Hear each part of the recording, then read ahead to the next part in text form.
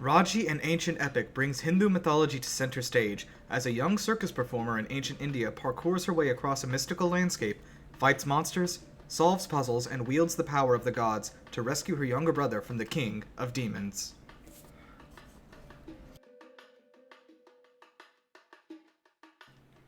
As an Indian American, Raji was of particular interest to me even before it launched. I'd played a preview demo earlier this year and enjoyed what I saw, and I couldn't wait to get my hands on the full game. When I finally did, I was immersed in a world built from the culture that I've been so disconnected from my whole life. You see, I was born and raised in the US by a mother who was also born and raised in the US, so I'm a few generations disconnected from India itself. However, the stories my grandmother told me growing up, the morality tales that I learned in Hindu Sunday school, my short time visiting India, Raji brought tears to my eyes with its honest embrace of who my ancestors were, what they believed in, and what they fought for. The story of Raji is communicated in two unique ways. The first is through Indian shadow puppetry, a popular form of storytelling in ancient South India.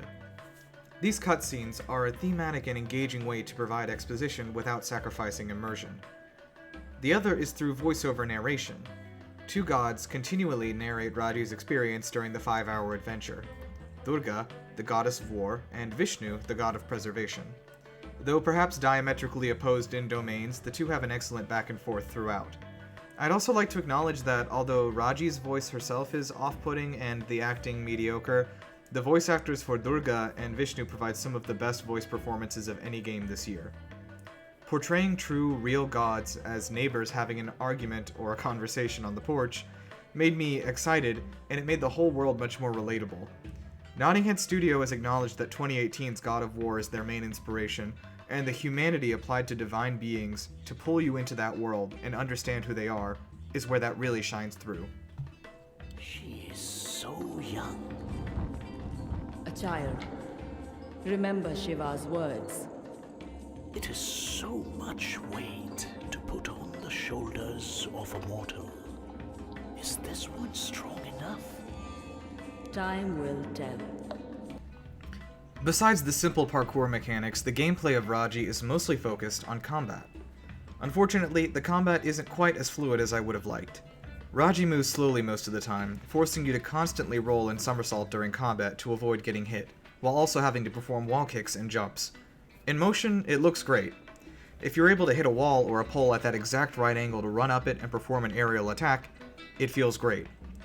More often than not, however, it just doesn't work. I played the Switch edition of the game, and I do feel that Raji is seriously hindered running at 30 FPS. There's some pretty precise frame data going on behind the scenes to calculate hitboxes, so if you can possibly play it on a PC that can run it at 60 FPS, I insist that you do so. The demo I played on PC felt much more fluid than the final version I played on Switch. Raji has some RPG elements too. You'll pick up orbs that are used to power one of 3 different weapons, each with a widely different feel to it. The sword is best used for hand-to-hand melee combat with the Rakshasa to deal a lot of damage quickly.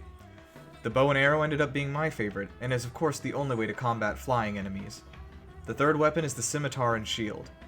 While the shield provides absolutely necessary blocking in some fights, with the imprecise nature of the frame data I mentioned earlier, I often felt cheated when an enemy would get in a hit a single frame before I raised it. As far as the RPG elements go, you'll use these orbs to add different abilities and different elements, either lightning, fire, or ice, to your weapons by harnessing the power of gods whose favor you curry. No pun intended. The controls are a little overcomplicated on these menus, but overall it felt good to be able to customize my experience. The lightning bow ended up becoming my weapon of choice when I wasn't required to use one of the other two.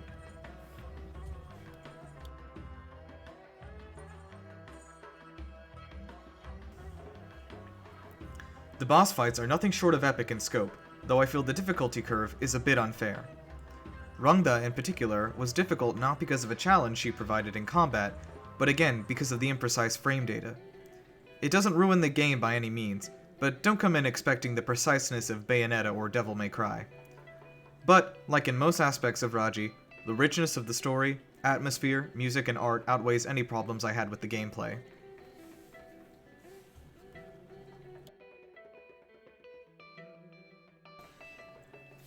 My only other complaint with Raji and Ancient Epic is that the wonderful artwork is sometimes hard to admire, especially during combat, due to the camera being so far away from the player. You never get to see Raji's face, or the face of any other people you might meet along the way, and you usually can barely make out what kind of clothing she or anyone else is wearing. Luckily, this camera angle does have one advantage. It makes it much easier to admire the breathtaking scope of the beautifully detailed and richly colored architecture all the way from the stone palaces, to the clay forts, to the clockwork waterfall city, to the deserts.